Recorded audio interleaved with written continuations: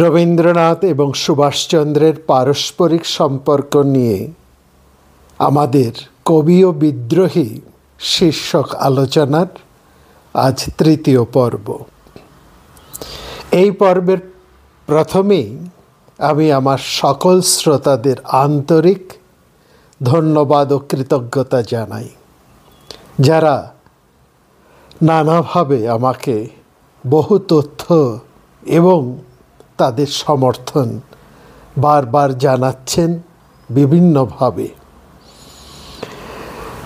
আবারও আমি একটি কথা তাদের কাছে নিবেদন করি, আমরা এখানে রবীন্দ্রনাথ এবং সুভাষচন্দ্রের পারস্পরিক সম্পর্ককেই সবচাইতে বেশি গুরুত্ব দিচ্ছি।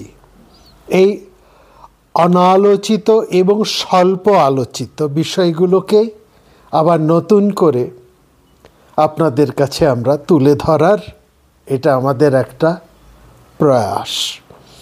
এবং এই পর্যায়ে, এই আলোচনার পর্যায়ে অনেক তথ্য, অনেকের নাম উঠে আসবেন, অনেক শ্রদ্ধেয় ব্যক্তিত্বর কথা আমাদেরকে এখানে আনতে হচ্ছে, যারা তাদের স্ব-স্ব-ক্ষেত্রে অত্যন্ত শ্রদ্ধেয় এবং শুধু তাই নয়, ভারতবর্ষের ইতিহাস, ভারতবর্ষের বাংলার সংস্কৃতি, শিল্প, বিজ্ঞান প্রভৃতি ক্ষেত্রে, স্বাধীনতা সংগ্রামের ক্ষেত্রে তাদের নিজস্ব অবদান অনস্বীকার্য। তবু এমন কিছু ঘটনা সেখানে ঘটে যায় বা ঘটেছে যেগুলো আমাদেরকে এই পর্যায়ে তুলতে হচ্ছে। কিন্তু এই সঙ্গে আমরা একটা কথা বলতে চাই, সেটা হচ্ছে এরা প্রত্যেকেই শ্রদ্ধেয় এবং পারস্পরিক এই একটা মতবাদের ভিত্তিতে এরা বিভিন্ন মেরুতে অবস্থান করলেও এটা বিশেষভাবে লক্ষ্য করার, তাদের মধ্যে পারস্পরিক শ্রদ্ধা কিন্তু বর্তমান ছিল। তারা তাদের মতবাদ নিয়ে তারা তাদের মতন লড়াই করেছেন, কাজ করেছেন। কোথাও সেখানে বিরোধিতা এসেছে এবং সেই বিরোধিতার মাত্রা হয়তো একটা কদর্য জায়গাতেও পৌঁছেছে, এটাও ঠিক। কিন্তু সামগ্রিকভাবে যদি আমরা দেখি, তারা প্রত্যেকেই প্রত্যেকের ক্ষেত্রে ভীষণ শ্রদ্ধাশীল ছিলেন। এইটাকে কিন্তু আমরা যেন কোনো মতেই কখনোই ভুল না করি, এইটা আমাদের মাথায় রাখতে হবে। যাই হোক, আমরা গত পর্বে সেখানে আমরা দেখেছি আমাদের এই বাংলার তৎকালীন বাংলার রাজনৈতিক পরিস্থিতি এবং সেখানে সুভাষচন্দ্রের সমর্থনে রবীন্দ্রনাথ কিভাবে তিনি একেবারে প্রত্যক্ষ রাজনৈতিক মঞ্চে উপস্থিত হয়েছেন। ইতিমধ্যে ভারতীয় রাজনীতিতে অনেক ঘটনা ঘটে গেছে, কিন্তু মনে রাখবেন এই সাল অর্থাৎ 1931 সালটি এটি অত্যন্ত গুরুত্বপূর্ণ একটি সাল। অনেক গুরুত্বপূর্ণ ঘটনা সেখানে ঘটেছে। গত পর্বে আমরা সেগুলো অনেকগুলো উল্লেখ করেছি। এই পর্বেও আমাদের আলোচনার এই 1931 সালটি ভীষণ গুরুত্বপূর্ণ এবং ভারতবর্ষের স্বাধীনতা সংগ্রামের ইতিহাসে, তার রাজনৈতিক ইতিহাসে এই সালটি কিন্তু বিশেষ গুরুত্বপূর্ণ। কেন? সে কথায় আসছি। এই যে ভারতীয় রাজনীতিতে একটা স্রোত বয়ে চলেছে, অনেক ঘটনা পরপর ঘটে যাচ্ছে। তার মধ্যে হচ্ছে গান্ধী আরউইন চুক্তি এবং এই 1931 সালেরই, এই বছরেরই 5ই মার্চ গান্ধী আরউইন চুক্তি সম্পাদিত হয়। শর্ত অনুসারে ঠিক হলো, গান্ধীজি আইন বিরোধী আন্দোলন অনেকটাই তিনি মানে তার যে লবণ আইন অমান্য আন্দোলন ইত্যাদি চলছিল সেগুলো অনেকটাই প্রত্যাহার করে নেবেন এবং দ্বিতীয় গোল টেবিল বৈঠকে যোগ দেবেন। এই চুক্তির ফলে আরেকটা দিক হচ্ছে রাজবন্দীদের ওপর যে ভয়ঙ্কর নির্যাতন ব্রিটিশ শাসনের মাধ্যমে ঘটে চলছিল সেগুলো বন্ধ করা হবে এবং বাজেয়াপ্ত সম্পত্তি বিষয় সম্পত্তি ফেরত দেওয়া হবে। তবে ভগৎ সিং, রাজগুরু, সুখদেব এবং বটুকেশ্বরের মৃত্যুদণ্ড নিয়ে কিন্তু কোনো আলোচনা সেই আরউইন চুক্তিতে না হওয়ায় সুভাষচন্দ্র সহ অনেক সেই সময়কার নেতারা এবং বলতে গেলে তরুণ নেতারা অনেকেই এই চুক্তির সমালোচনা করেন এবং গান্ধীজিকে দোষারোপ করেন। যাই হোক, এই চুক্তির ফলে লবণ আইন অমান্য আন্দোলন বন্ধ হয় এবং ভারতের স্বাধীনতার প্রশ্ন নিয়ে বিলেতে মানে ইংল্যান্ডে সেখানে ব্রিটিশ সরকারের সঙ্গে আলোচনার জন্য গান্ধীজি লন্ডনে গেলেন। এই আলোচনা অর্থাৎ ব্রিটিশ সরকার আয়োজিত এই দ্বিতীয় গোল টেবিল বৈঠকে যোগ দিতে। এই গোল টেবিল বৈঠক 7ই সেপ্টেম্বর 1931 আরম্ভ হয়ে এবং সেটা দীর্ঘদিন চলেছিল ডিসেম্বর মাসের 1931 সাল, অর্থাৎ 7 সেপ্টেম্বর থেকে ডিসেম্বর মাস পর্যন্ত 1 ডিসেম্বর পর্যন্ত 7 সেপ্টেম্বর থেকে 1 ডিসেম্বর পর্যন্ত এই দ্বিতীয় গোল টেবিল বৈঠকে চলেছিল। কিন্তু আমরা দেখলাম সেখানে ইংরেজের যে চক্রান্ত জাল সেখানে গান্ধীজি ফেঁসে গেলেন। কেন? ব্রিটিশরা সংখ্যালঘু সম্প্রদায়ের জন্য ভারতবর্ষে একটা আলাদা নির্বাচন ব্যবস্থা প্রবর্তন করতে চেয়েছিলেন। অর্থাৎ ইংরেজরা ভারতবর্ষের সাম্প্রদায়িক ভেদনীতিরকে আবার নতুন করে চালু করার একটা চেষ্টা করেছিলেন এই চুক্তির মধ্যে দিয়ে, যা সংযত কারণেই ভারতের জাতীয় কংগ্রেস মানতে পারেনি। ফলে বৈঠকটি ব্যর্থ হয় এবং ভারতে রাজনৈতিক অস্থিরতা বৃদ্ধি পায়। গোল টেবিল বৈঠকের আলোচনা ব্যর্থ হলে 1931 সালের ডিসেম্বর মাসে গান্ধীজি স্বদেশে রওনা হয়ে আসেন। 28শে ডিসেম্বর বোম্বে পৌঁছেই গান্ধীজি ওয়ার্কিং কমিটির বৈঠক ডাকলেন। এই বৈঠকে যোগ দেওয়ার জন্য কলকাতা থেকে রওনা হলেন সুভাষচন্দ্র। এই পথে বোম্বের কল্যাণ স্টেশনে সাম্রাজ্যবাদী 1818 সালের রেগুলেশন আইনে আবার সুভাষচন্দ্রকে গ্রেপ্তার করা হলো। এই আইনে ব্রিটিশ আমলে গ্রেপ্তার করা হতো বিপ্লবী রাজদ্রোহীদের। কিন্তু মনে রাখবেন, এটা বিশেষ করে লক্ষ্য করার, একমাত্র সুভাষচন্দ্র বোস ছাড়া এই আইনে আর কোনো উচ্চস্তরের বা উচ্চসারির কংগ্রেস নেতাকে কিন্তু গ্রেপ্তার করা হয়নি। যাই হোক, অর্থাৎ এর থেকে বোঝা যায় কংগ্রেস নেতাদের মধ্যে একমাত্র সুভাষচন্দ্রকে চরম ভয় পেতেন সেই সময় ব্রিটিশ সরকার, এবং তারা ভয়ঙ্কর আশঙ্কাও করতেন সুভাষচন্দ্র সম্পর্কে, যে এই মানুষটি যে কোনো সময় যা কিছু করে দিতে সমর্থ। এই ভয়টা তাদের মারাত্মক ছিল। জেলে সুভাষচন্দ্র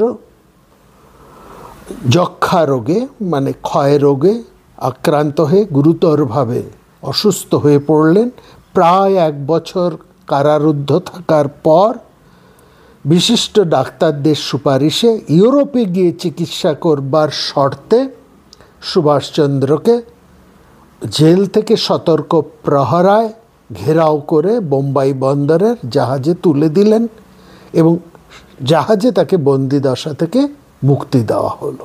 ভারতবর্ষ থেকে এক প্রকার তাকে লন্ডনে পাঠিয়ে দেওয়া হলো ওই জাহাজে করে, যাই হোক ইউরোপে পাঠিয়ে দেওয়া হলো। 1933 সালের 23শে ফেব্রুয়ারি সুভাষচন্দ্র ইউরোপে রওনা হলেন জাহাজে। যাত্রার আগে তিনি রবীন্দ্রনাথের কাছে একটি পরিচয়পত্র চেয়েছিলেন। আমাদের আজকের যে আলোচনা, সেই আলোচনার মধ্যে আমরা দেখব এই দুজন বিরাট মনীষী সুভাষচন্দ্র বোস এবং রবীন্দ্রনাথ, তারা কখনো কাছে এসেছেন, কখনো তারা দূরে সরে গিয়েছে। যে কথা বলব আজকে প্রথমেই আমরা যে ঘটনাটা বলবো, এবং আমরা দেখি এই বিরাট দূরদর্শী, গভীর মননশীল এই মানুষ দুজন কীরকম শিশুর মতনও অবুঝ ছিলেন, কতটা অভিমানী ছিলেন। তারা কাছে এসে, প্রথমে এটা আমরা বলেছি গত পর্বে যে সুভাষচন্দ্রের সমস্ত কার্যধারার উপর রবীন্দ্রনাথ তীক্ষ্ণ নজর রেখেছিলেন এবং প্রথমেই তিনি তাকে খুব যে একটা বিশ্বাস করতেন, তার উপর যে একটা বিরাট আস্থা ছিল বা এ ছিল, এমন কিন্তু কিছু নয়, এমন ছিল না। অনেক দিন তাকে নানাভাবে দেখে বিশ্লেষণ করেই তারপরে রবীন্দ্রনাথ সুভাষচন্দ্রের কাছাকাছি এসেছেন এবং তাকে সমর্থন করেছেন। এই সমর্থনের বেশ কিছু পরিচয় আমরা গত পর্বে আপনাদের কাছে বলেছি, দ্বিতীয় পর্বে।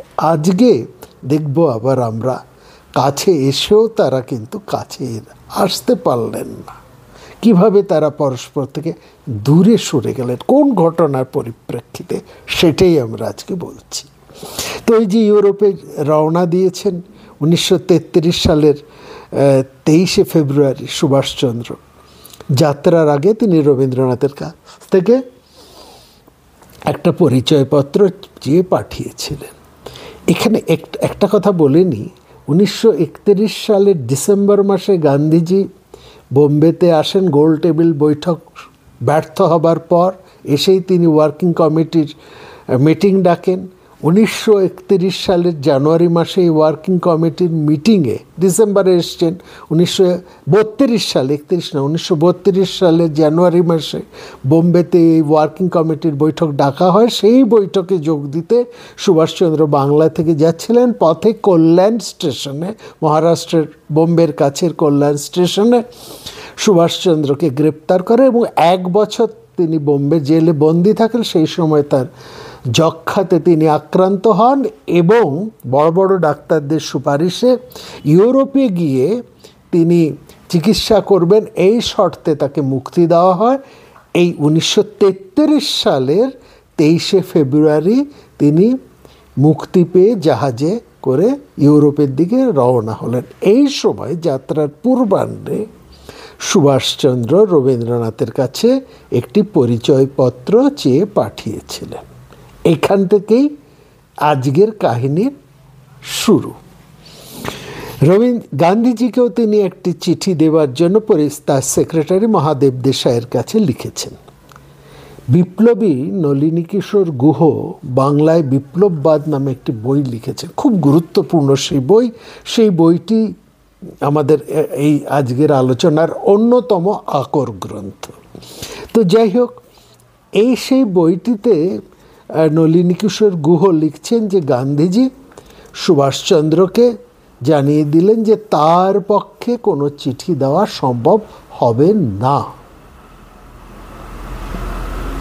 টু বি নোটেড, গান্ধীজির এই প্রত্যাখ্যান সুভাষচন্দ্রের পক্ষে অপ্রত্যাশিত ছিল, ভয়ঙ্কর অপ্রত্যাশিত ছিল। রুগ্ন সুভাষচন্দ্র খুবই বিক্ষুব্ধ হয়ে উঠলেন। এমনকি এরকমই একটা মানসিক অবস্থায় রবীন্দ্রনাথের পরিচয়পত্র এসে পৌঁছল সুভাষচন্দ্রের হাতে জাহাজে ওঠার সময়। চিঠিতে রবীন্দ্রনাথ লিখেছিলেন, সুপারিশটি দিয়ে এই যা লিখেছেন ইংরেজিতে, তিনি লিখছেন, my friend Subhas Chandra Bose is going for his treatment. I earnestly hope my friends will be kind to him and help him. পরিচয়পত্রটি ছিল খুবই সাধারণ, গতানুগতিক। সুভাষচন্দ্রের অভিমানী মন চিঠিটি পড়ে খুবই আহত হলো। তার মনে হলো রবীন্দ্রনাথ যেন সুভাষচন্দ্রকে পূর্ণভাবে বিশ্বাস করে উঠতে পারেননি। সুভাষচন্দ্র সম্বন্ধে যেন অনেক দ্বিধা বা সংশয় এখনো রয়েছে রবীন্দ্রনাথের। অন্তত চিঠিটি পড়ে সুভাষচন্দ্রের মনে এমনই ধারণা হলো। মর্মাহত সুভাষচন্দ্র চিঠিটি ছিঁড়ে আরব সাগরের জলে ফেলে দিলেন। সংকল্প করলেন নিজের পরিচয় নিজেই দেবেন, নিজের কাজ নিজেই করবেন, কারো মুখাপেক্ষী না হয়ে। সুভাষচন্দ্র ছিলেন বজ্র কঠোর, কিন্তু অন্তরের অন্তঃস্থলে তিনি ছিলেন অত্যন্ত স্পর্শচেতন, অত্যন্ত আবেগশীল। রবীন্দ্রনাথের সাথে আবার একটা নতুন করে মানসিক সংঘাত তৈরি হলো সুভাষচন্দ্রের। এটি হচ্ছে দ্বিতীয়। এরপরে আরেকটি ঘটনা, একটি হচ্ছে সুপারিশপত্র নিয়ে একটা আঘাত, একটা অভিমান জন্মালো সুভাষচন্দ্রের মনে। তার মনে হলো যে রবীন্দ্রনাথ কবিগুরু এখনও তাকে সম্পূর্ণ বিশ্বাস করতে পারছেন না। দ্বিতীয় আরেকটি ঘটনা ঘটল এবং তাতে দুজনের মধ্যে আবার একটা মানসিক দ্বন্দ্ব সৃষ্টি হলো। কি সেই ঘটনা? ইউরোপের নির্বাসনের সময় সুভাষচন্দ্র এক ব্রিটিশ প্রকাশকের অনুরোধে, তার আমরা বলছি সেই সব পরিচয় দিচ্ছি, সেই ব্রিটিশ প্রকাশকের অনুরোধে ভারতের স্বাধীনতা সংগ্রাম সম্বন্ধে ইন্ডিয়ান স্ট্রাগল নামে তিনি একটি সমালোচনাত্মক বই লিখলেন। সুভাষচন্দ্রের মনে হয়েছিল যে এই বইটিতে বা এই বইটির যে বিষয়, সেখানে এই বইটিতে যদি বার্নার্ড শ কিংবা এইচ.জি. ওয়েলসকে দিয়ে একটা ভূমিকা লেখানো যায়, তাহলে বইটির প্রচারের পক্ষে সহায়ক হবে। কিন্তু এদের কারো সঙ্গেই সুভাষচন্দ্রের সেরকম কোনো সাক্ষাৎ পরিচয় ছিল না। তাই তিনি রবীন্দ্রনাথকে চিঠি লিখে অনুরোধ করলেন এদের কাছে। তিনি রবীন্দ্রনাথ যদি অনুরোধ করে তারা যদি হয় বার্নার্ড শ কিংবা এইচ.জি. ওয়েলস, এদের দুজনের একজন যদি তার এই উদ্দিষ্ট বইটির, অর্থাৎ এই ইন্ডিয়ান স্ট্রাগল নামে তিনি যে বইটা লিখছেন, সেটার ভূমিকা লিখতে তারা যদি রাজি হন। রবীন্দ্রনাথকে যে চিঠিটি লিখেছিলেন সুভাষচন্দ্র, আমরা তার অংশ আপনাদেরকে শোনাচ্ছি। সেখানে লিখছেন, একটি বিশেষ কারণে আপনাকে বিরক্ত করিতেছি, আশা করি তজ্জন্য আমায় ক্ষমা করিবেন। লন্ডনের জনৈক প্রকাশকের অনুরোধে আমি এখন একটি পুস্তক লিখিতেছি। পুস্তকের বিষয় দ্য ইন্ডিয়ান স্ট্রাগল 1920 to 1934। প্রকাশনের নাম Wishart and company, 9 John street, Adelphi, London. পুস্তকের গোড়ায় হিস্টোরিক্যাল ব্যাকগ্রাউন্ড শীর্ষক এক অধ্যায় থাকিবে এবং একেবারে শেষে কামিং ইভেন্টস শীর্ষক একটি অধ্যায় থাকিবে। প্রকাশনের আশা যে ইংল্যান্ড ও আমেরিকায় খুব বেশি বিক্রি হইবে এবং তাহারা জার্মান ও ফরাসিতে অনুবাদেরও চেষ্টা করিতেছেন। এখন আমি চাই কোনো বিশিষ্ট ইংরেজি লেখকের কাছ থেকে আমার পুস্তকের জন্য একটি সূচনা অর্থাৎ ভূমিকা বা ফরওয়ার্ড। সুভাষচন্দ্র আরও লিখলেন ওই চিঠিতে, আমি নিজে খুব সুখী ও সন্তুষ্ট হইব যদি বার্নস এর লেখনী হইতে কয়েক ছত্র পাই। এই বিষয়ে আপনি হয়তো সাহায্য করিতে পারিবেন। আপনি যদি বার্নার্ড শ মহাশয়কে এ বিষয়ে লিখিতে পারেন তাহা হইলে বড় উপকৃত হইব। তবে আপনি যদি কোনো প্রকার সংকোচ বা অনিচ্ছা বোধ করেন তাহা হইলে আমি আপনাকে অনুরোধ করিতে চাই না। এখন আপনি যদি লেখা স্থির করেন তাহা হইলে এমনভাবে আমার অনুরোধ রক্ষা করার জন্য লিখিয়া কোনো লাভ নয়। এমনভাবে অনুগ্রহ করিয়া লিখিবেন যাহাতে প্রকৃতপক্ষে কিছু কাজ হয়। কেবল আমার অনুরোধ রক্ষা করার জন্য লিখিয়া কোনো লাভ নাই। আমি যখন ইউরোপে তখন আপনি অনুগ্রহ করিয়া রোমারোলা মহাশয়কে আমার সম্বন্ধে পরিচয়পত্র দিয়াছিলেন, যেটা আমরা একটু আগে উল্লেখ করেছিলাম, যেটা পরে সুভাষচন্দ্র খুব মর্মাহত হন এবং আরব সাগরের জলে ছিঁড়ে ফেলে দেন। সেটা রোমারোলাকে উদ্দেশ্য করে রবীন্দ্রনাথ সুভাষচন্দ্রের একটা পরিচয়পত্র দিয়েছিলেন। সেই ঘটনাটাকেও তিনি সুভাষচন্দ্র এই চিঠির মধ্যে উল্লেখ করেছেন। করে বলছেন, আমি যখন ইউরোপে তখন আপনি অনুগ্রহ করিয়া রোমারোলা মহাশয়কে আমার সম্বন্ধে পরিচয়পত্র দিয়েছিলেন, কিন্তু সে পরিচয়পত্র যেন অনুরোধ রক্ষা করার জন্য লেখা। সুতরাং সেই পত্রের আমি সদ্ব্যবহার করিতে পারি নাই। ব্যবহার তো করেননি, তিনি ছিঁড়ে ফেলে দিয়েছিলেন এবং নিজেই রোলা মহাশয়ের সহিত পত্র ব্যবহার করিতে আরম্ভ করি।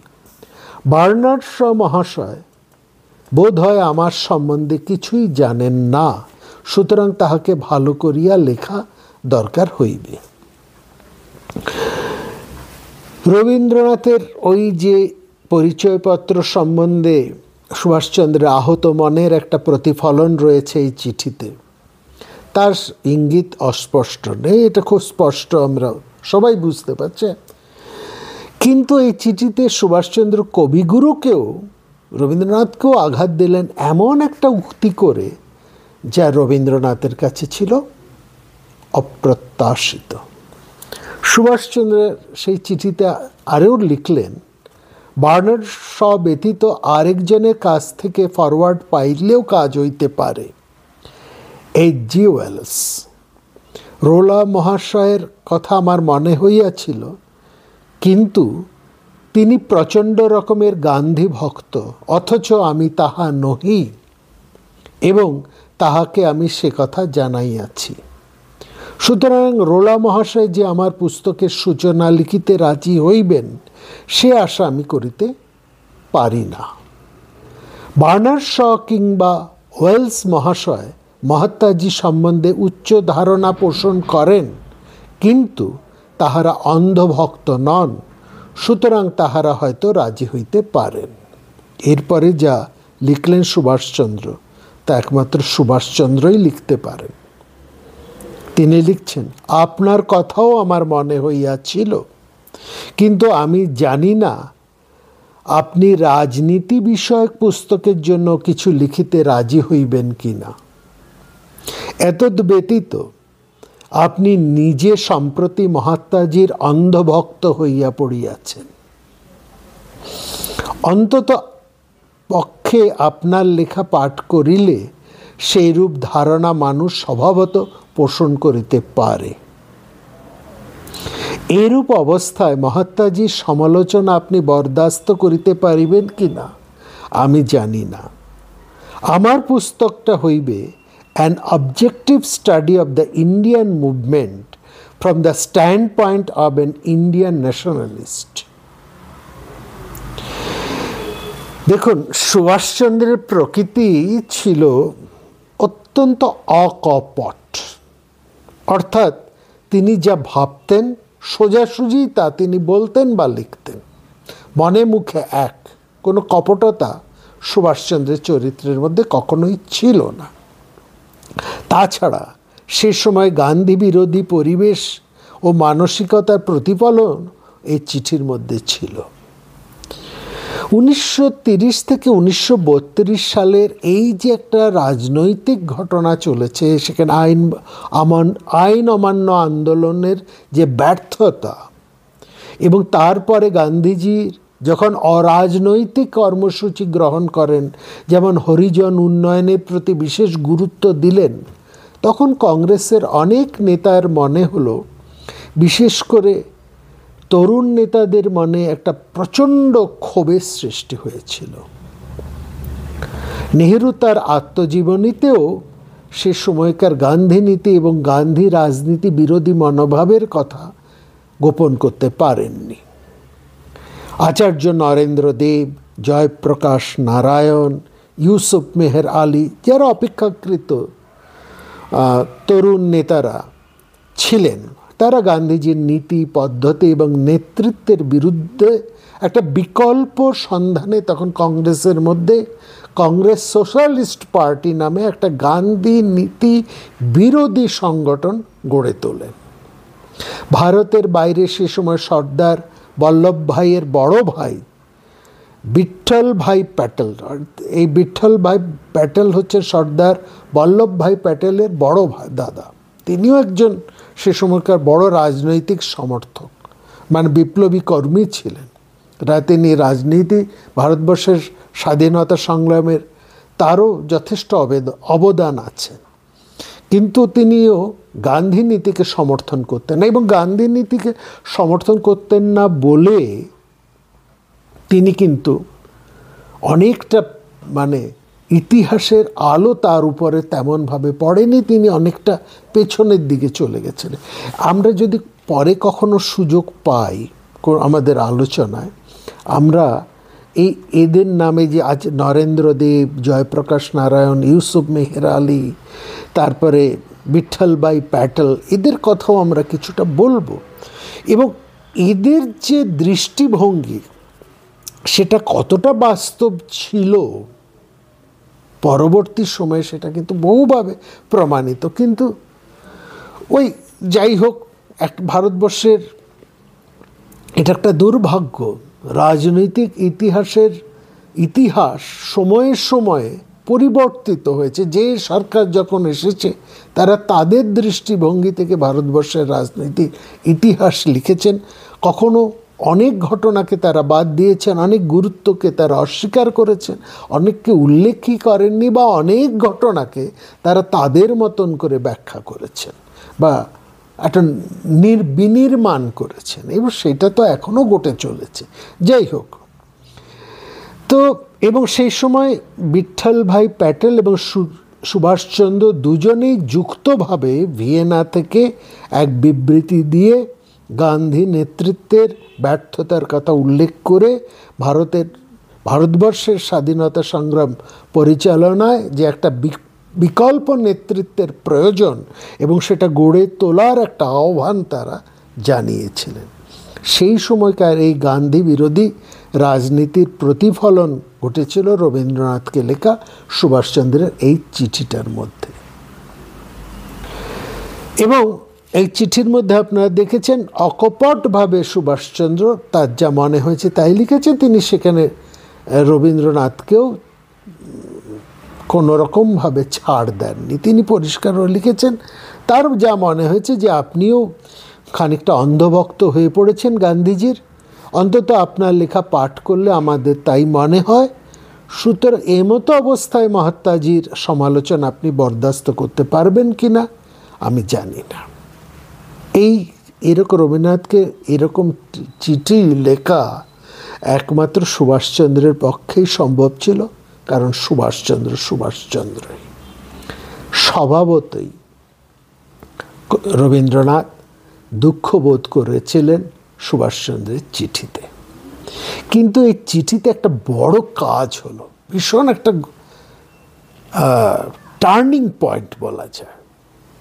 এই দুজনের মধ্যে একটা অভিমান হলো, যেমন এই পত্রাঘাত বলবো, হ্যাঁ তাও হয়তো বলা যায়, একটা পত্রাঘাতের সৃষ্টি হলো, কিন্তু সেখানে একটা বড় মস্ত বড় একটা কাজ হলো। কি সেই কাজ? এবার আসছি সেই প্রসঙ্গে। মহাত্মা গান্ধীর সাথে কোথায় রবীন্দ্রনাথের মিল ও অমিল, সে কথা খুব স্পষ্ট করে জানিয়ে সুভাষচন্দ্রকে একটি চিঠি দিলেন Rabindranath. It's very important.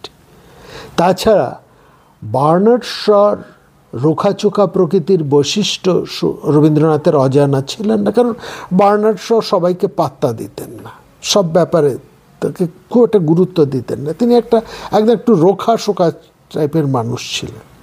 Rabindranath সুভাষচন্দ্রকে তার যে চিঠিটা লিখলেন, আমরা সেটাকে এবার উদ্ধৃতি দিচ্ছি আপনাদের। লিখলেন, স্নেহভাজন এসো, বার্নার্ড শকে আমি ভালো মতো জানি। তোমার বইয়ের পূর্বভাষণ লেখার জন্য তাকে অনুরোধ করতে আমি সাহস করি নে, করলেও ফল হবে না এই আমার বিশ্বাস। তোমার পাণ্ডুলিপিখানির এক কপি তুমি নিজেই তার কাছে পাঠিয়ে দিতে পারো। এতদিনের সংবাদপত্রযোগে নিশ্চয়ই তিনি তোমার পরিচয় পেয়েছেন। এই উপলক্ষে এবার আসছে গুরুত্বপূর্ণ সেই বিষয়টিতে, যেটা বললাম একটা বিরাট কাজ হলো, সেই বিষয়টিতে রবীন্দ্রনাথ লিখছেন, এই উপলক্ষে একটা কথা তোমাকে বলা আবশ্যক বোধ করি। মহাত্মা গান্ধী অতি অল্পকালের মধ্যে ভারতবর্ষের মনকে এক যুগ থেকে আরেক যুগে নিয়ে যেতে পেরেছেন। কেবল একদল রাষ্ট্রনৈতিকের নয়, সমস্ত জনসাধারণের মনকে তিনি বিচলিত করতে পেরেছেন। আজ পর্যন্ত আর কেউ তা পারেনি। এর পূর্বে ভারতবর্ষের এখানে ওখানে ইংরেজি শিক্ষিতদের মধ্যে দুর্বল রকমের রাষ্ট্রনৈতিক সুরসুরি লেগেছিল মাত্র। মহাত্মাজির চরিত্রের মধ্যে এই একটা প্রবল নৈতিক শক্তিকে ভক্তি যদি না করতে পারি, তবে সেটাকেই বলবো অন্ধতা। অথচ তার সঙ্গে আমার স্বভাবের, বুদ্ধির ও সংকল্পের বৈপরীত্য অত্যন্ত প্রবল। মনের দিকে, কল্পনার দিকে, ব্যবহারের দিকে তিনি আর আমি সম্পূর্ণ বিপরীত শ্রেণীর জীব। কোনো কোনো বিষয়ে তিনি দেশের ক্ষতি করেছেন, কোনো কোনো বিষয়ে তিনি দেশের ক্ষতি করেছেন, কিন্তু দেশের নির্জীব চিত্তে হঠাৎ যে বল এনে দিয়েছেন, একদিন সেটা সমস্ত ক্ষতিকে উত্তীর্ণ হয়ে টিকে থাকবে। আমরা কেউ সমস্ত দেশকে এই প্রাণ শক্তি দিইনি। ইতি তোমাদের রবীন্দ্রনাথ ঠাকুর। কবির পত্রোত্তরে এই একটা দিক স্পষ্ট হয়ে গেল। গান্ধীজির ব্যক্তি চরিত্রের নৈতিকতা এবং ভারতের জনজাগরণে তার অবদান সম্বন্ধে কবি শ্রদ্ধাশীল, কিন্তু মহাত্মা গান্ধীর সামগ্রিক মূল্যায়নে কবির দৃষ্টি বিতর্কহীন নয়, এটা লক্ষ্য করা। গান্ধীজির রাজনীতি যে কোনো কোনো ক্ষেত্রে দেশের ক্ষতি করেছে, সে কথা বলতেও দ্বিধা করেননি রবীন্দ্রনাথ। বরং রবীন্দ্রনাথের কাছ থেকে তার চিঠির উত্তর পাওয়ার পরে রবীন্দ্রনাথের চিন্তাধারার প্রতি সুভাষচন্দ্রের শ্রদ্ধা এবং সাযত্যবোধ আরও বেড়ে গেল।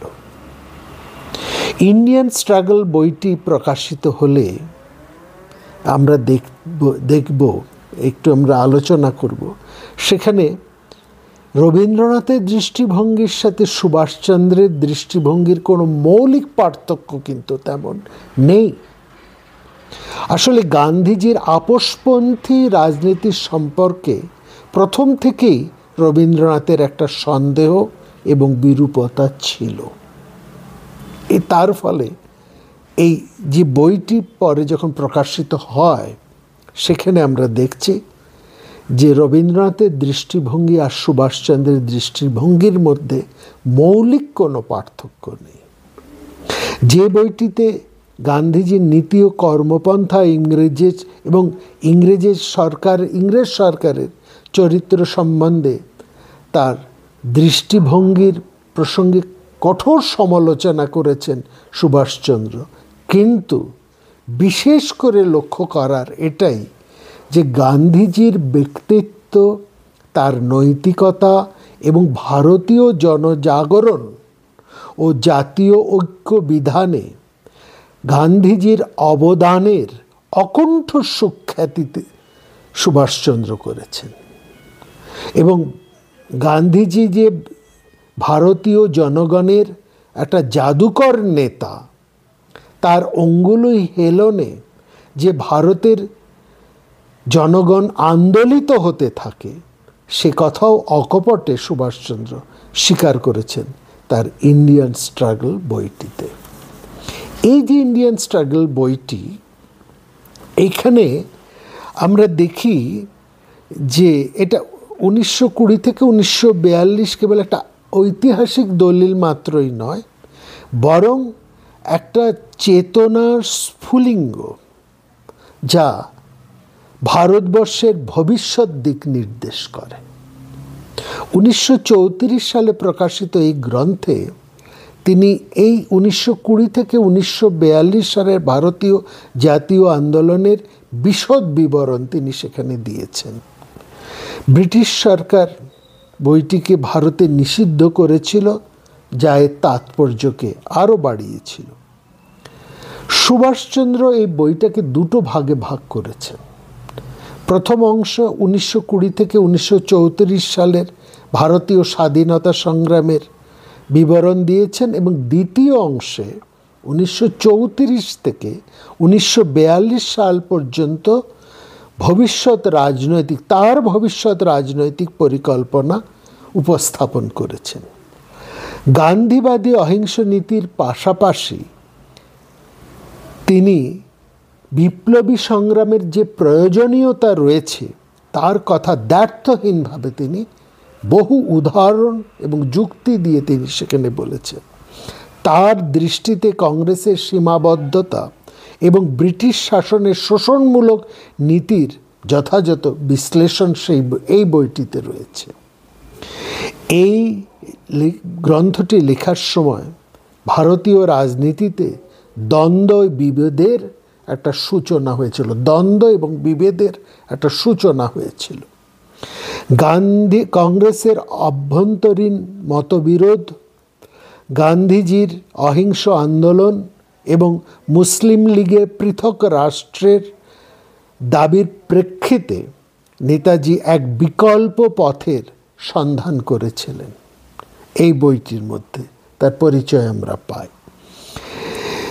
তার মতে, অর্থাৎ সুভাষচন্দ্রের মতে, পূর্ণ স্বাধীনতা অর্জনের জন্য কেবলমাত্র অহিংস প্রতিরোধ যথেষ্ট নয়, বরং সশস্ত্র সংগ্রামও প্রয়োজনীয় হতে পারে। তিনি কমিউনিজম, ফ্যাসিবাদ এবং আন্তর্জাতিক রাজনীতির বিশ্লেষণের মাধ্যমে ভারতবর্ষের স্বাধীনতা আন্দোলনের ভবিষ্যৎ পরিণতি কী হতে পারে এটার তিনি ভবিষ্যৎবাণী করেছিলেন। তার দর্শন ছিল, অর্থাৎ সুভাষচন্দ্রের দর্শন ছিল একান্তই প্রাগ্রসর। তিনি কেবল ভারতীয়দের মুক্তির কথাই বলেননি, বরং এশিয়ার অন্যান্য উপনিবেশবাদের শৃঙ্খল ভাঙার কথাও তিনি এই বইটিতে বলেছেন।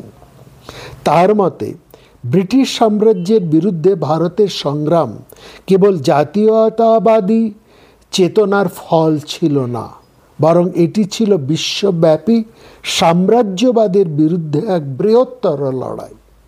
তিনি হিটলার ও মুসোলিনির সঙ্গে তার যোগাযোগের ব্যাখ্যাও এই বইটিতে দিয়েছেন, এবং ইউরোপের রাজনীতির গতিধারাও তিনি সেখানে বিশ্লেষণ করেছেন। সুতরাং এই যে দ্য ইন্ডিয়ান স্ট্রাগল, এই বইটি, এই গ্রন্থটি শুধুমাত্র একটি ঐতিহাসিক দলিল বা রচনা নয়, এটি আজও একটা অনুপ্রেরণার উৎস। তৎকালীন ভারতীয় রাজনৈতিক আভ্যন্তরীণ সংকট এবং স্বাধীনতা সংগ্রামের মূল চালিকা শক্তিগুলোর বিশ্লেষণ তিনি দ্ব্যর্থহীনভাবে করেছেন। আর তিনি এই যে তার এই বিশ্লেষণ এতটাই বাস্তব এবং এতটাই দূরদৃষ্টি এবং সময় থেকে এতটা এগিয়ে যে আধুনিক ভারতের রাজনৈতিক পরিস্থিতির মধ্যেও তা কিন্তু ভয়ঙ্কর রকম প্রাসঙ্গিক। আধুনিক ভারতের রাজনীতির পরিসর তথা আন্তর্জাতিক রাজনীতির যে এখন অবস্থা, তার ক্ষেত্রেও এই বইটি অত্যন্ত গুরুত্বপূর্ণ, এটা আমরা নির্দ্বিধায় বলতে পারি। তবে অনেকে মনে করেন তিনি কংগ্রেসের প্রতি অত্যন্ত সমালোচনামূলক ছিলেন এবং অহিংস সংগ্রামের ভূমিকা তিনি এই বইটিতে যথাযথ মূল্যায়ন করেননি। কিন্তু তা নয়, সুভাষচন্দ্র অত্যন্ত গুরুত্ব দিয়ে, যুক্তি দিয়ে, নানা উদাহরণ দিয়ে তিনি এটা এই বইতে উপস্থাপন করতে সমর্থ হয়েছিলেন কেন ভারতবর্ষের স্বাধীনতা সংগ্রামের জন্য অহিংস আন্দোলন যথেষ্ট নয়, সেখানে একটা প্রবল সশস্ত্র আন্দোলনের প্রয়োজন ছিল। এবং তার অনুমান যে ভুল ছিল তা তো নয়। তিনি যে কাজটা করেছিলেন, যেভাবে তিনি আজাদ হিন্দ ফৌজ গঠন করে যেভাবে তিনি ঝাঁপিয়ে পড়েছিলেন এবং তার এই যুদ্ধের জন্য, এই আজাদ হিন্দ ফৌজের সংগ্রামের জন্য ভারতবর্ষের সমস্ত ভাবনা চিন্তার একটা পরিবর্তন ঘটে এবং ইংরেজরাও এটা বুঝতে পারেন যে তারা আর এভাবে ভারতবর্ষকে স্বাধীন করতে পারবে না, এটা তাদের বোঝা হয়েছিল। এবং এটা ঠিক, বহু ঐতিহাসিক তারা এটা বিশ্লেষণ করে দেখিয়েছেন, বহু রাজনৈতিক ঐতিহাসিকেরা তারা এটা বিশ্লেষণ করে দেখিয়েছেন যে সুভাষচন্দ্রের এই সশস্ত্র বিপ্লব, অর্থাৎ এই আজাদ হিন্দ ফৌজ গঠন এবং একের পর এক এগিয়ে আসা এবং ভয়ঙ্কর এই যে একটা যুদ্ধের বাতাবরণ, একটা পরিস্থিতি চতুর্দিকে তিনি সৃষ্টি করতে সমর্থন হয়েছেন, এর প্রভাব কতটা মারাত্মক হয়ে উঠেছিল ইংরেজদের পক্ষে, সেটা ব্যাখ্যা সমস্ত ঐতিহাসিকরা, আমাদের দেশের এবং বিদেশের ঐতিহাসিকরা, তারা খুব পরিষ্কারভাবে সেটা দেখিয়েছিলেন। এবং এখানে সুভাষচন্দ্রের এই ভূমিকা যথার্থ ছিল এবং তার জন্য এই ভারতবর্ষের স্বাধীনতাকে তার এই ভূমিকা অনেকটা ত্বরান্বিত করেছিল, এই কথা বলাই বাহুল্য। যাই হোক, এই বইটি দ্য ইন্ডিয়ান স্ট্রাগল, স্বাধীনতা সংগ্রামের একটা মূল্যবান দলিল তো বটেই, এবং সেটা শুধু অতীতের নয়, ভবিষ্যতের দিশাও নির্দেশন করে। এবং তার সুভাষচন্দ্রের চিন্তাভাবনা, তার রাজনীতি আজও কিন্তু চর্চার বিষয়। ইতিহাসের সন্ধিক্ষণে দাঁড়িয়ে তিনি যে ভবিষ্যতের স্বপ্ন দেখেছিলেন তা কেবলমাত্র একটা স্বাধীন রাষ্ট্র গঠনের মধ্যেই সীমাবদ্ধ ছিল না, বরং তা ছিল একটা সমৃদ্ধ আত্মনির্ভরশীল ভারতের জন্য। সুতরাং তার এই লেখা এই বইটি শুধু ইতিহাস পাঠের জন্য নয়, বরং উপলব্ধি করার জন্য, চেতনায় ধারণ করার জন্য, এটা আমরা বলতে পারি। তো যাই হোক, এইখানে আমরা দেখছি যে সে সময়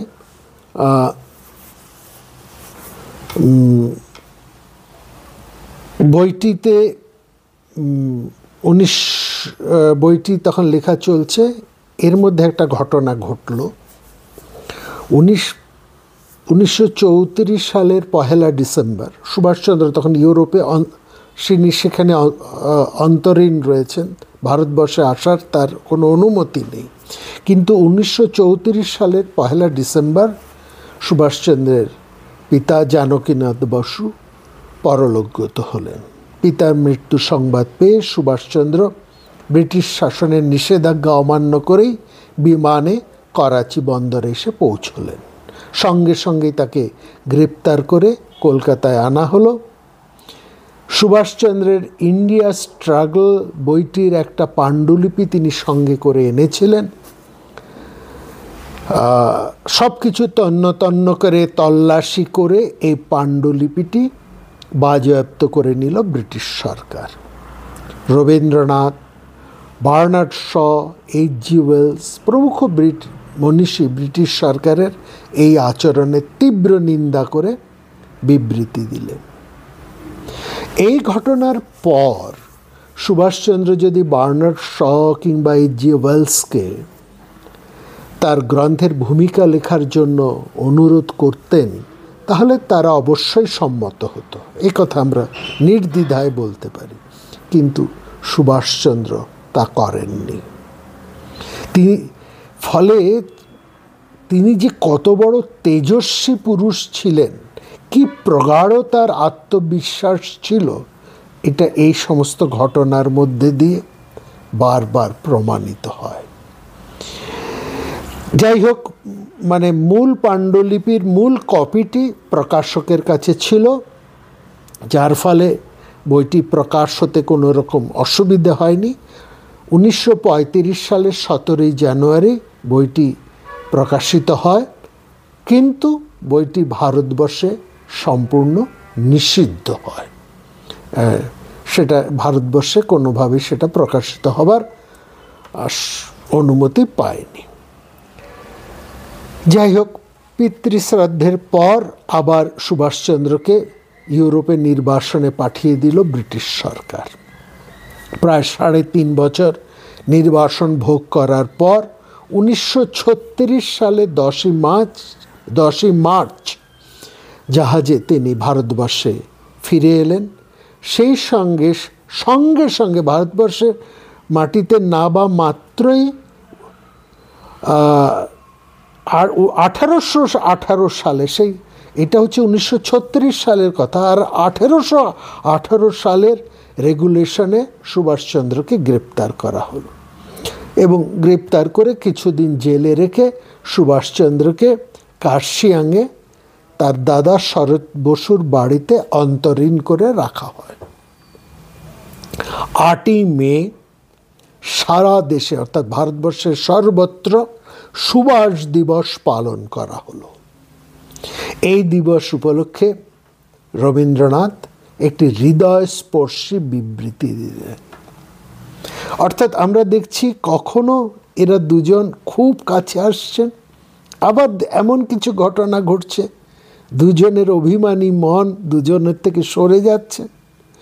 আবার কিন্তু সরে গেলে কি হবে, দুজনের চিন্তাধারার এতটা ঐক্য রয়েছে এবং পরস্পরের প্রতি সেই এতটা শ্রদ্ধাশীল হয়ে উঠছেন যে তারা অভিমানে আর দূরে থাকতে পারছেন না, আবার কাছে আসছে। কারণ রবীন্দ্রনাথের লেখা থেকেও সুভাষচন্দ্র পরিষ্কারভাবে রবীন্দ্রনাথের মনোভাব বুঝতে পেরেছেন। এবার তার আর কোনো দ্বিধা সংশয় নেই। আর রবীন্দ্রনাথও দীর্ঘদিন ধরে ভারতবর্ষের সমস্ত রাজনৈতিক ব্যক্তিত্ব, সমস্ত স্বাধীনতা সংগ্রামীদের চরিত্র বিশ্লেষণ করে, তাদের কাজকর্মকে পুঙ্খানুপুঙ্খভাবে বিশ্লেষণ করে তিনি সুভাষচন্দ্র সম্পর্কে দ্ব্যর্থহীনভাবে এটা বুঝতে পেরেছিলেন যে এই তরুণী ভারতবর্ষের স্বাধীনতার একেবারে প্রকৃত কাণ্ডারি হবে।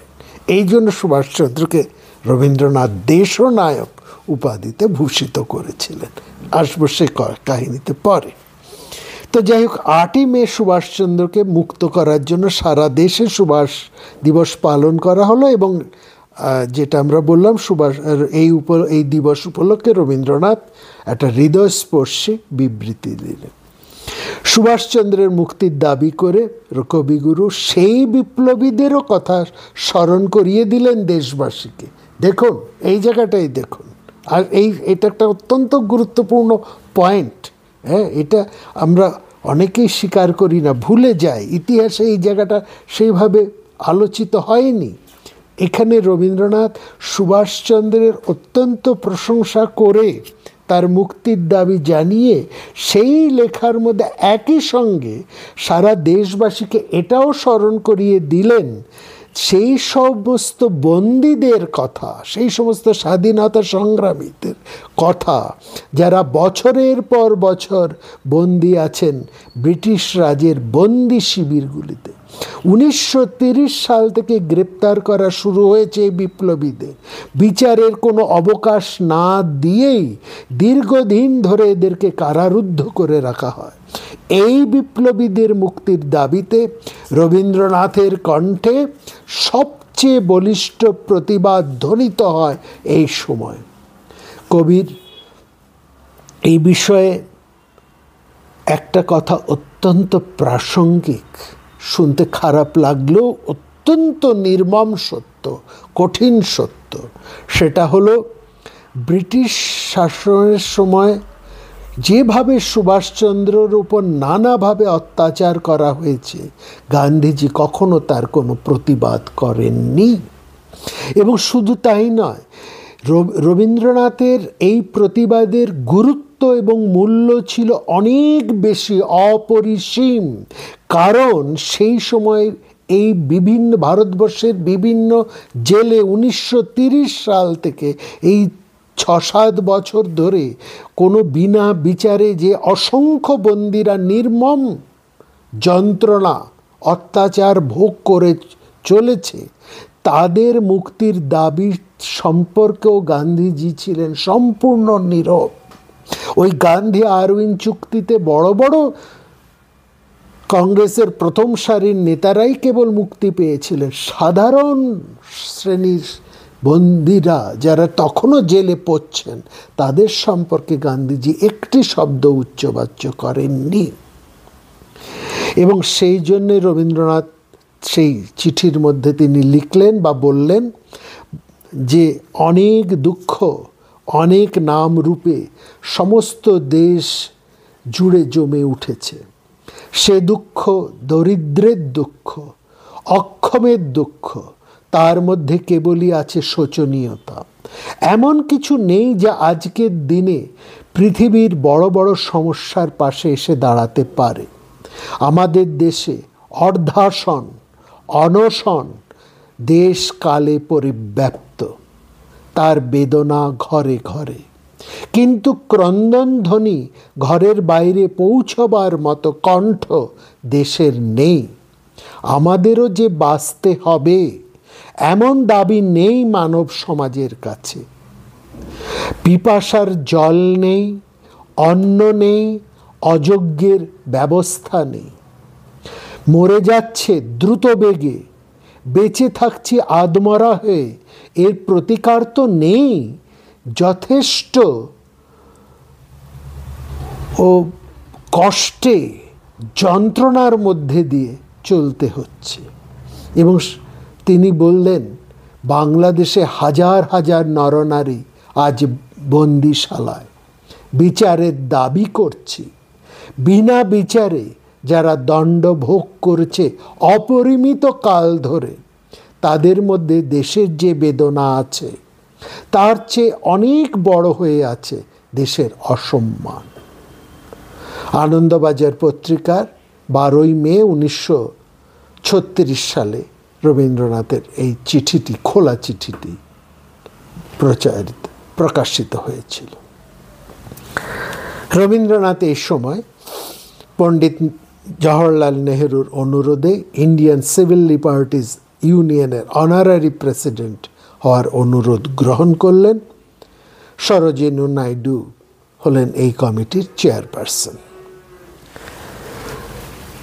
এরপরের যে ঘটনা, একটু তার ভূমিকা করে রাখি।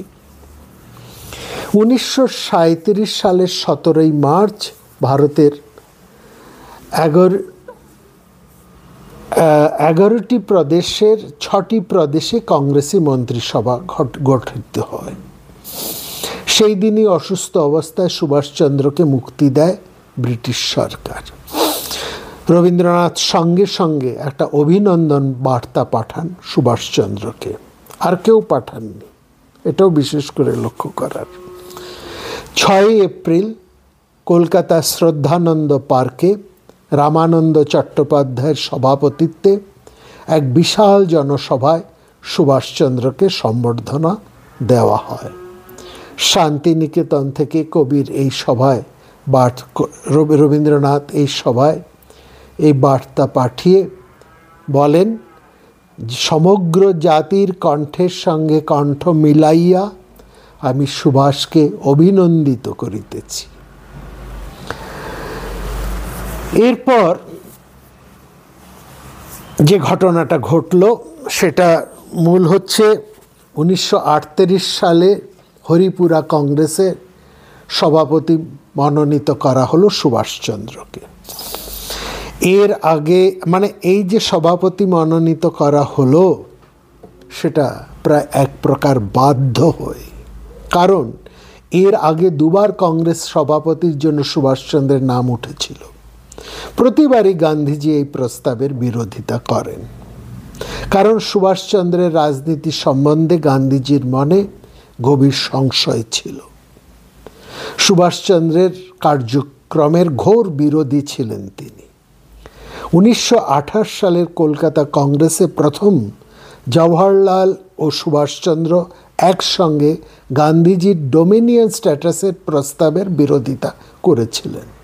তারা দাবি করেছিলেন ভারতবর্ষের পূর্ণ স্বাধীনতার, আংশিক স্বাধীনতা নয়। এই প্রস্তাব নিয়ে ভোটাভুটি ঠিক আগে শেষ পর্যন্ত লক্ষ্য করুন, জওহরলাল গান্ধীজির মতই সমর্থন করেন এবং তিনি সুভাষচন্দ্রের কক্ষ ত্যাগ করার পুরস্কারও লাভ করেন। 1929 সালের পরবর্তী লাহোর কংগ্রেসে সভাপতিত্ব করার জন্য গান্ধীজির নাম সর্বসম্মতভাবে গৃহীত হয়েছিল। গান্ধীজি নিজের নাম প্রত্যাহার করে লাহোর কংগ্রেসের সভাপতি হিসেবে মনোনীত করেন জওহরলালকে। জওহরলাল এই পুরস্কারটি পেলেন কারণ তিনি সুভাষচন্দ্রের কক্ষ ত্যাগ করেছেন। যাই হোক, এবং সেই সময় থেকে সুভাষচন্দ্রের সাথে জওহরলালের একটা চূড়ান্ত বিচ্ছেদ ঘটে যায় এবং সুভাষচন্দ্রের প্রতি গান্ধীজি এতটা বিমুখ হয়েছিলেন যে লাহোর কংগ্রেসের ওয়ার্কিং কমিটির সদস্য পদ থেকেও সুভাষচন্দ্রের নাম ছেঁটে দিলেন তিনি। 1931 সালের করাচি কংগ্রেসের ঠিক কয়েকদিন আগে ভগৎ সিং এবং তার 2 সহযোগীকে ফাঁসি দেওয়া হয়। গান্ধী আরউইন চুক্তির পর সমস্ত কংগ্রেস বন্দীরা মুক্তি লাভ করেছেন। আমরা বলেছি উচ্চ শ্রেণী, উপরের সারির বড় বড় রাজনৈতিক কংগ্রেস নেতারা মুক্তি লাভ করেন, কিন্তু কারাগারে পড়ে থাকেন হাজার হাজার বিপ্লবী রাজবন্দী।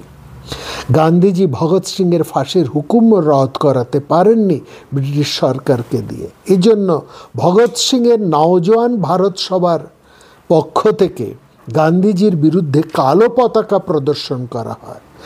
এমন অসম্মান, এমন কালো পতাকা প্রদর্শন গান্ধীজির জীবনে আর কখনো ঘটেনি। অর্থাৎ গান্ধীজি এরকম পরিস্থিতির কখনো সম্মুখীন হননি এই ভারতবর্ষের মাটিতে।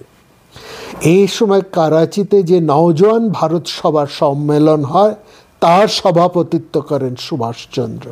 সুভাষচন্দ্র বারবার পুলিশের হাতে নির্যাতিত হয়েছেন, তা নিয়ে গান্ধীজি কিন্তু কখনোই কোনো কথা বলেননি। 1934 সালে প্রকাশিত সুভাষচন্দ্রের ইন্ডিয়া স্ট্রাগল বইটিতে, যার কথা আমরা একটু আগে আলোচনা করেছি, সেখানে গান্ধী রাজনীতির তীব্র সমালোচনা ছিল, যা গান্ধীজির দৃষ্টিগোচর হয়েছিল। কিন্তু সুভাষচন্দ্র সম্বন্ধে গান্ধীজির পূর্বাপর বিরূপ মনোভাব থাকা সত্ত্বেও ত্যাগে সংগ্রামে বারবার কারা যন্ত্রণা ভোগ এবং নির্বাসনে ব্রিটিশ সরকারের দ্বারা যে তিনি বারবার ভয়ঙ্করভাবে নির্যাতিত হয়ে সুভাষচন্দ্র যে দুর্জয় সংগ্রামী নেতৃত্বের পরিচয় দিয়ে চলেছেন, তার ফলে সমগ্র ভারতবর্ষ এবং বাইরে বিশ্বের বিভিন্ন জায়গায় সুভাষচন্দ্রের জনপ্রিয়তা এমনভাবে বেড়ে গিয়েছিল যে বিশেষ করে যুবক সম্প্রদায়ের কাছে, ভারতবর্ষের সাধারণ নিম্ন বর্গের মানুষের কাছে, যে অনিচ্ছা সত্ত্বেও জনমতের চাপে সুভাষচন্দ্রকে কংগ্রেসের সভাপতি না করে গান্ধীপন্থী নেতৃত্বের আর কোনো উপায় ছিল না। ফলত 1938 সালের হরিপুরা কংগ্রেসে সুভাষচন্দ্র সভাপতি হলেন এবং অত্যন্ত খুশি হলেন রবীন্দ্রনাথ, অকুণ্ঠ অভিনন্দন জানালেন সুভাষচন্দ্রকে। এরপরে এই যে সভাপতি মনোনীত হলেন, এটা তো গান্ধীজি বা তার গান্ধীপন্থী নেতারা মেনে নিতে পারেননি, এক প্রকার বাধ্য হয়েই তারা করেছিলেন। এই সময় সভাপতি হয়ে সুভাষচন্দ্র একটা বিরাট কাজ করেছিলেন, গান্ধী বন্দি মুক্তি আন্দোলন তিনি করেছিলেন এবং বিশেষ করে আন্দামান জেলে প্রচুর বন্দি তখন ছিলেন, তার মধ্যে সংখ্যাগরিষ্ঠ হচ্ছে বাঙালিরা। এখনও যদি আপনারা আন্দামানে যান, সেখানকার যে সেলুলার জেল সেটাতে যদি দেখেন, সেখানে যে সমস্ত বন্দীদের লিস্ট আছে তার মধ্যে দেখবেন সে টোটাল যারা বন্দী হিসেবে সেখানে ছিলেন এবং ব্রিটিশের অকথ্য অত্যাচারে নির্মম অত্যাচারে যারা প্রাণ দিয়েছিলেন, তার মধ্যে শতকরা 55 জন হচ্ছে বাঙালি, অবশিষ্ট 25 থেকে 30 ভাগই হচ্ছে পাঞ্জাব দেশের বিপ্লবীরা, আর বাকি যে 1-2 ভাগ যদি থাকে তবে তা অন্যান্যরা। অন্য কোনো প্রভিন্সের তেমন কেউ এই বন্দি দশায় ছিল না। অনেকে তো মুচলেকা দিয়েও ছাড়া পেয়েছিলেন, সেই ইতিহাস আপনারা জানেন। যাই হোক, সেখানে 45 দিন অনশনের পর আন্দামানে বন্দি মহাবীর সিং, মোহন কিশোর নামদাস, মোহিত মৈত্র তারা আত্মাহুতি দিলেন। রুগ্ন অবস্থায় মুক্তির পর বিশ্রাম নিয়েই সুভাষচন্দ্র ঝাঁপিয়ে পড়লেন আন্দামান বন্দীদের দাবির সমর্থনে।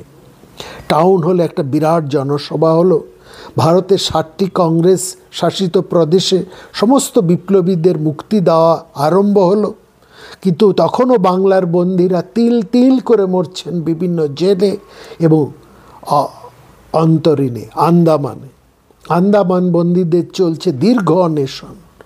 কবিতা নিজস্ব ভাষায় তীব্রভাবে প্রতিবাদ জানালেন সরকারের এই দমন নীতির প্রতিবাদে, এবং বাংলায় তখন চলছে মুসলিম লীগের সরকার শাসন। কবি বাংলা সরকারকে অন্য প্রদেশের বন্দি মুক্তির নীতির অনুসরণে আহ্বান জানিয়ে কংগ্রেস সভাপতি সুভাষচন্দ্রের ভাষণের উপসংহারে তিনি বললেন, বাংলা সরকারের কাছে আমার অনুরোধ, তারাও বোম্বাই, মাদ্রাজ ও মধ্যপ্রদেশের সরকারের মতো এই একই পন্থা অবলম্বন করে যে সমস্ত বাঙালি বন্দীরা বিভিন্ন জেলে এবং আন্দামানে রয়েছে তাদের মুক্তির জন্য তারা যেন সচেষ্ট হয়। রবীন্দ্রনাথ বক্তব্য শুরু করলেন কঠোর ভাষায়, বললেন, রাজনৈতিক বন্দীদের উপর প্রতিহিংসা গ্রহণের একটা উদ্দাম প্রবৃত্তি জেগে উঠেছে। বাংলার ব্যক্তি স্বাধীনতা আজ মরীচিকার মতো অলীক। আন্দামান জেলে 3 জন বন্দী শহীদ হওয়ার পরেও কিন্তু ইংরেজদের টনক নড়ল না। সেই সময়